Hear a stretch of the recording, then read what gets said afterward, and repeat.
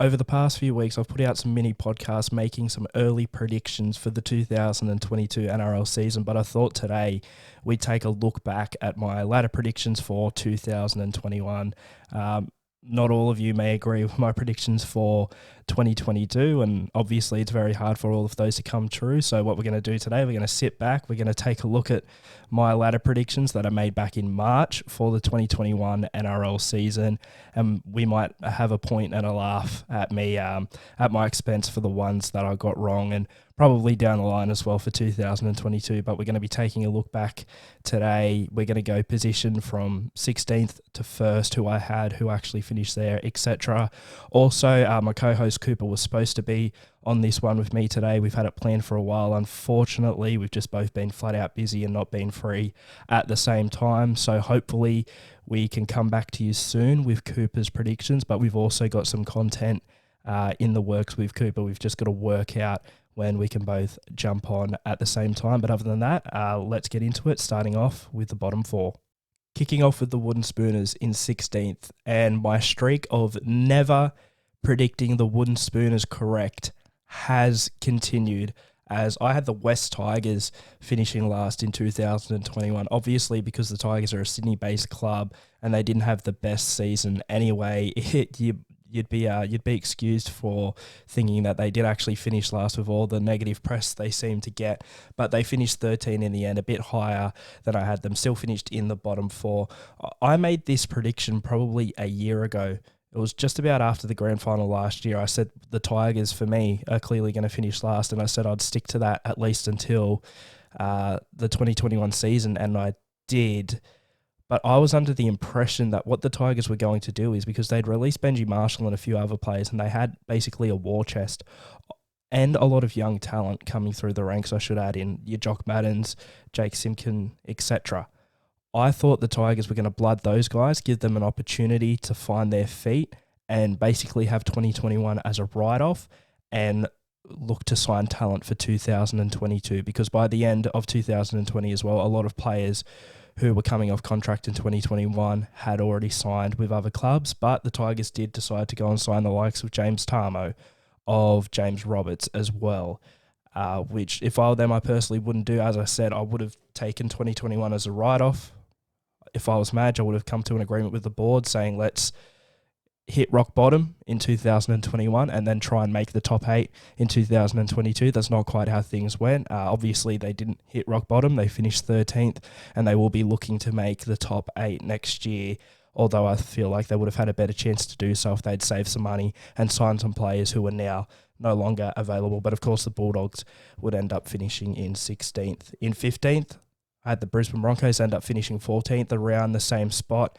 They looked impressive at times this season, very up and down. I feel like towards the end of the year, though, they sort of hit their stride. I wasn't expecting them to play that well either. I was only expecting maybe 4 to 5 wins out of the Broncos. I believe they ended up winning 7 games. So although they only finished a spot above, a much more impressive Broncos side than I anticipated. In 14th, the Cowboys, who finished 15th. Yeah, I thought they were going to be about as good as they were, to be honest, if not maybe that a little bit better to keep them out of 15th. But yeah, they end up finishing 15th. I had them 14th. And in 13th, I had the Bulldogs. A lot of people actually had them up towards the top 8. Funnily enough, they've had the same hype over the past couple of years. Didn't have a good season the year before, but have new players coming in that a lot of people think will reinvigorate the club. However, it takes time for new talent to gel, and you've got to give them time to gel. So I had them 13th. I thought they'd have to work out some kinks early in the season, then maybe they'd have a good patch in the middle half of the year, then maybe drop off again. However, it was pretty much consistently they were losing. They didn't look great, other than a couple of wins here and there, and of course in the last round as well. So yeah, I actually got the bottom 4 right in terms of the teams, but just the completely wrong order. So I really can't give myself a tick there for the bottom 4, but I guess at least I got the actual teams correct. On to 12th to 9th now, and in 12th, the Manly Warringah Seagulls, who of course would finish 4th, Tom Trbojevic with an amazing season. I even made this prediction knowing Tom Trbojevic would come back a few weeks into the season. We all knew this at that point. However, and the first few weeks, I mean, it wasn't looking like a bad prediction. In fact, maybe they were going to finish in the bottom 4 because Manly looked woeful. However, I just didn't think Tom Trbojevic would be that good. I thought he'd clearly be their best player and have a great individual season, but I just thought the talent around him wouldn't step up to the extent they did. Ruben Garrick had a great season. Jason Saab had a great season. We weren't expecting it out of those two. Daly Cherry Evans is usually solid and consistent, but he definitely took his game back to another level in 2021, definitely helping Tommy out and vice versa. And the forward pack, although inconsistent, as I've claimed in other podcasts, they were better than I thought they would be with some rising stars coming out there. So definitely the surprise packet there, Manly, but I did have them in 12th, which a big X next to their name. Got that one wrong. In 11th, the St. George Illawarra Dragons. They finished 11th, I believe. So I believe I got that one correct. I actually thought they might have been a bit of a dark horse for the 8. I believe they were favourites for the wooden spoon, and it was seen as a bit of a bold prediction from me. However, they did have the talent on paper, and they stepped up for the first 10 weeks of the season, and they looked like a top 8 side. Ben Hunt was playing out of his skin. However, they did end up dropping off the second half of the season. Off-field situations did not help there, but yeah, I had the Dragons in 11th and they finished 11th. So there's my first tick. In 10th, I had the Cronulla Sharks. End up finishing 9th, so around where I had them, although certain players impressed me that I wasn't expecting would impress me. Well, Bubba Kennedy, I would say, was probably Cronulla's best player consistently throughout the season. Aaron Woods and Aiden Tolman stepped up at certain points of the year as well.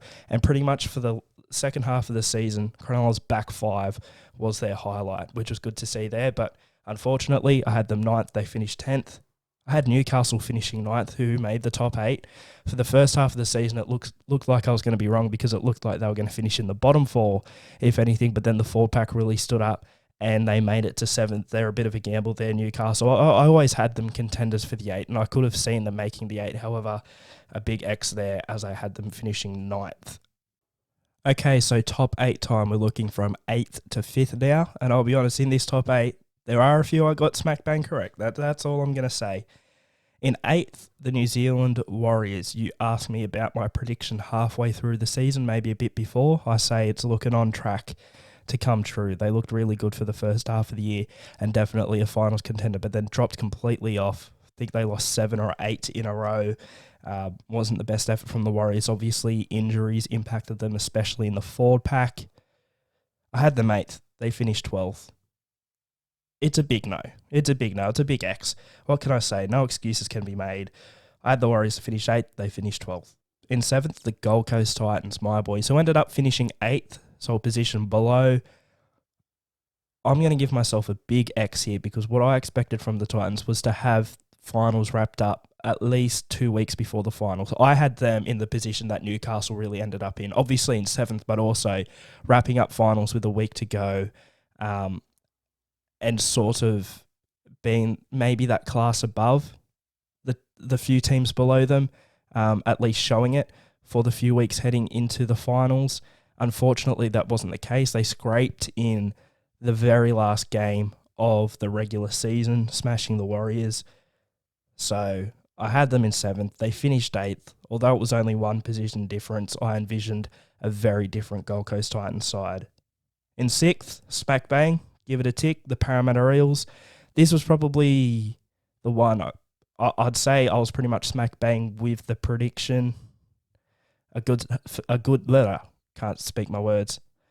A good first half to the season, however, dropped off towards the end, unfortunately, Parramatta Eels fans, and ended up finishing in 6th. They weren't as good as the top 5 for me heading into this year, but weren't going to be as bad as 7th and 8th. So they were sort of on their own island there in 6th, which I think you can sort of say that was correct. I don't know. Personally, I believe so, but I'm giving myself a tick there because they did finish 6th. And look at this, 2 ticks in a row because I had the Sydney Roosters finishing 5th. I was predicting the Roosters to do this with a full-strength squad. They had half a squad. They still managed to finish 5th, which was a great effort. So while I'm giving myself a tick, I envisioned a much different Sydney Roosters side finishing in 5th than the one we got. Time to take a look at the top 4, and we kick things off with the team who actually finished 2nd, and the 2021 NRL Premiers, the Penrith Panthers. I had them in 4th. I was actually umming and ahhing between whether I should swap them and the Roosters right up until I made this prediction, I remember. And luckily I didn't change it. Otherwise I would have had an absolute stinker. Still a big stinker nonetheless, as I had them in fourth. I saw them dropping down a bit. I didn't think they could keep up that amazing form and continue to play the style that they did in 2020 without being worked out around halfway through the year. And although their form did drop halfway through the year, it was due to Origin and due to injuries to your Nathan Clearys, Jerome Luais, etc. However, the injuries almost came at a perfect time because by finals they were back to full strength, fit, fresh and firing, and they were the form team of the competition heading into the finals, in my opinion. But yeah, obviously I had them fourth. They finished second and went on to win the comp, so it's a big X there. In third, big tick, the South Sydney Rabbitohs. Now, I didn't have them pegged to make the grand final, but I got the latter prediction correct, so I'm giving myself a tick here for the Rabbitohs. Not too much else to say. It was Latrell Mitchell's year heading into it, I would say. I'm just trying to think of how I word this here because Latrell obviously spent a fair bit of time on the sideline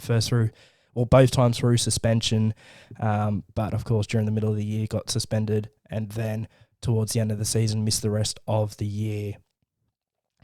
But when he did play, I'd say he had that real impact on the Rabbitohs. Cody Walker had that sort of breakout year, which is weird to say because he's had a breakout year before, but sort of took it to the next level. I'd say had his best season for South Sydney, and a big tick there. They finished third. I had them in third. I got to clear my throat for this one because this is the biggest stinker I've possibly made of all time in terms of a prediction. The Canberra Raiders to finish second. They ended up finishing 10th, and I also tipped Canberra to win the comp. I'm not going to say anything else other than the team I had tipped to win the comp missed the top 8. In first, the Melbourne Storm, the team who did finish first. Now, I had them tipped to make the grand final and lose to Canberra, but this one's correct. I tipped Melbourne to finish first. They finished first. It's a pretty safe prediction. Minor premiers in 2021, and we'll have to see how they go in 2022. But that about does it here. So if we take a look back, I got Melbourne correct, South Sydney correct, the Roosters correct, the Eels correct, and then the Dragons correct. So I got 5 out of 16. Not the best effort, although it's interesting that most of the predictions I got correct, in fact 4 out of the 5, were in the top 8. I don't think that necessarily adds anything. I think that just might show that the top 8 was probably a bit easier to predict this year, and I think it was for most people. But other than that, let me know in the comments if you can. You can't really comment on podcasts, can you? Head to the Instagram page, send a DM, or on Facebook to let me know your thoughts on my predictions. I obviously had an absolute stinker, but maybe let me know the predictions you had heading into 2021 as well and what score you got out of 16. And other than that, if you're listening on Spotify, please subscribe. If you're listening on Apple Podcasts, please give 5 stars, and thanks for listening.